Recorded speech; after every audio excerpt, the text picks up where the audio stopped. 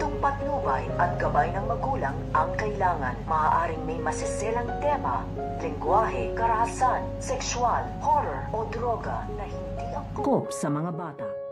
So ito nga si Joyce at ito nga si Para ay dito na nga nila maiisip ang tungkol dito nga sa libro na binigay nga sa kanila noon ng ama nito nga daw ni Para, dahil ito nga daw ang makakatulong ito nga daw sa kanyang mga problema kung paano nga daw siya makakabalik sa kanyang tunay na katawan. At ang alam nga ni Para ay nandito nga ito kay Lucy, kaya nga ito nga si Para at ito nga si Joyce ay pagpaplanuhan na nga nila dito kung paano nga nila dito makikita ito nga libro at kung paano nga nila ito makukuha dito nga daw kay Lucy, dahil nakakasigurado nga dito ito nga si Para na nasa kamay nga daw ito nito nga daw ni Lucy. Kaya gagawin nga ni Joyce at ito nga ni Para ang lahat ng kanilang makakaya upang makuha nga nila dito ito nga libro. Ito nga si Joyce ang magtutungo dito nga sa bahay nito nga nila Lucy at siya nga dito ang papasok sa kwarto nga nito nga ni Lucy upang kuhanin nga dito at hanapin ito nga libro na kanilang kailangan. Yan ang ating